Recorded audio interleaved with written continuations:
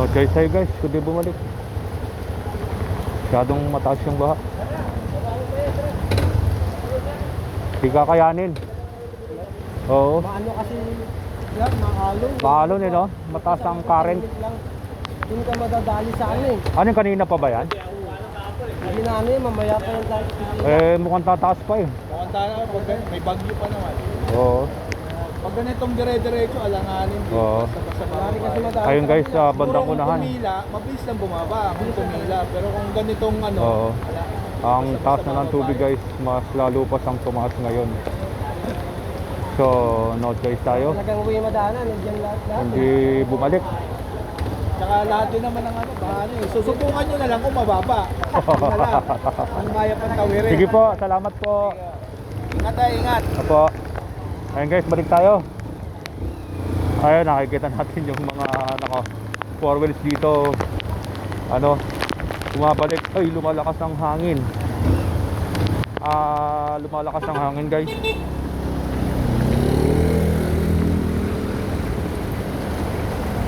Kung nakikita nyo sa bandang unahan,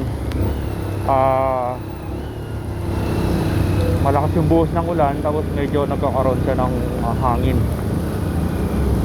So, no choice guys.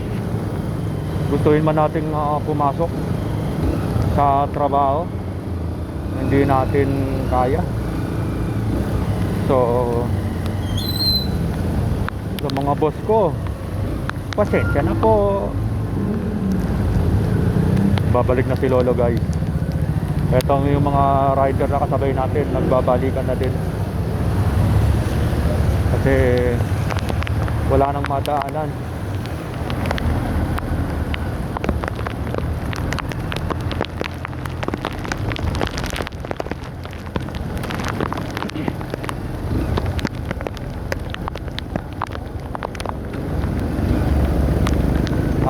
Time check tayo, alas 8 ng umaga.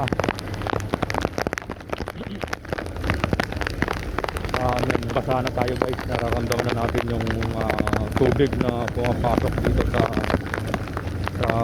river ng ating Kapote. Tumatama sa mata natin yung ulan. Basa na si Lolo. Dito pa rin tayo guys sa sa North Caloocan, hindi tayo nakatawid. Dahil pangalawang natin to, pangalawang attempt na maghanap ng alternate route. Pero bigo ang inyong lolo. Ulo, ay lumalakas ang ulan.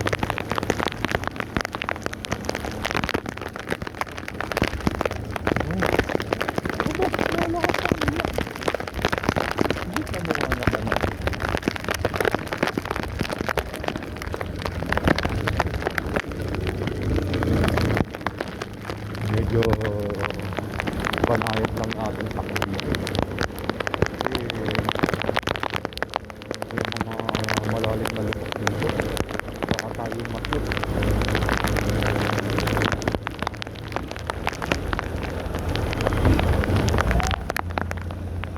Ito medyo masyot dito yung dugtungan ng kalsada. Ayan, malalim po.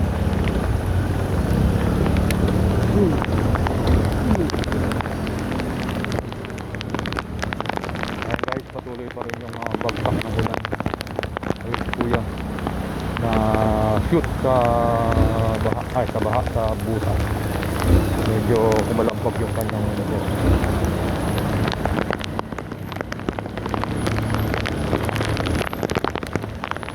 shout out sa mga papauwi na dyan, yung mga galing sa work at yung mga hindi makakapasok, pauwi na ng bahay. Shout out sa inyo.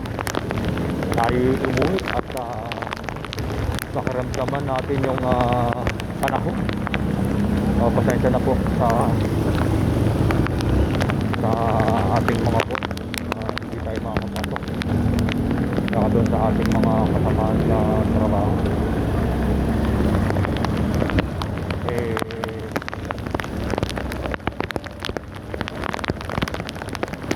For safety siguro, kung malalagay sa alanganin ang inyong kaligtasan, huwag na muna kayong pumasok.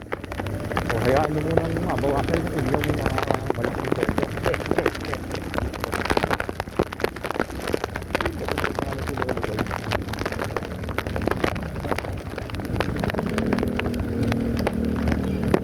Ito, itong portion na to guys. Ito, ako pa to ng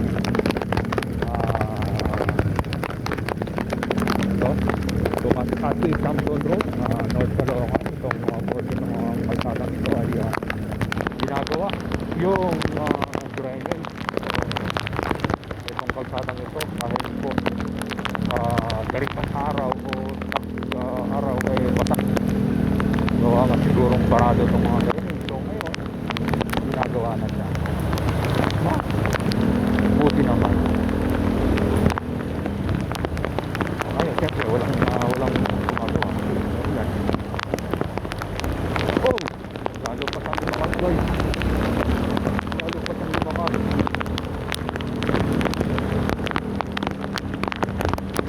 Oh! Lalo pang lumakas ang ulan.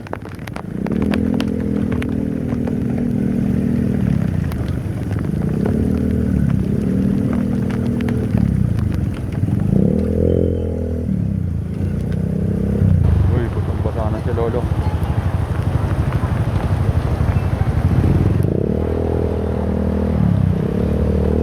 Pumapasok yung tubig sa iba't ng ating kapote. Nandito na tayo sa Bagumbong. Ang lakas ng ulan. Signal number 1 lang po tayo, no? Dulot ito ng Pasyong KM. Pinalalakas. Kaya ang habagat, kaya po ganito ang buhok na ulan. Ayan. Paalala po sa mga nagdadrive, lalo na sa mga budget, sa mga nakamotor-business. Pag ganito po ang panahon, katulad nito, marahon lang po ang sakbo ha. Tapos yung preno iwasan hanggang maaari. Iwasan natin magsisil ng preno sa harap. Siyempre, dahan-dahan na. Takbo. Uy. Ito, dumali na. Medyo malayo-layo na tayo sa bahay dyan. At natin na ang bundok. Dahil sobrang taas ng tubig.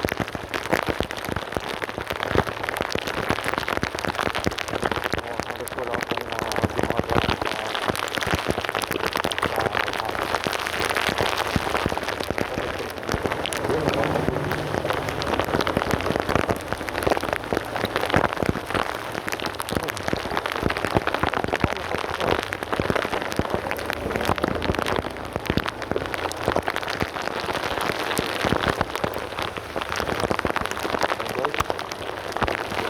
pag nakakita tayo ng silungan, sisilong muna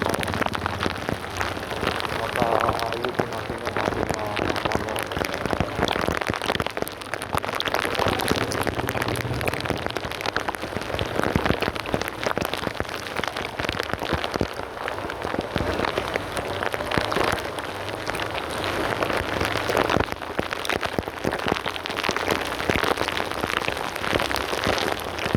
So guys,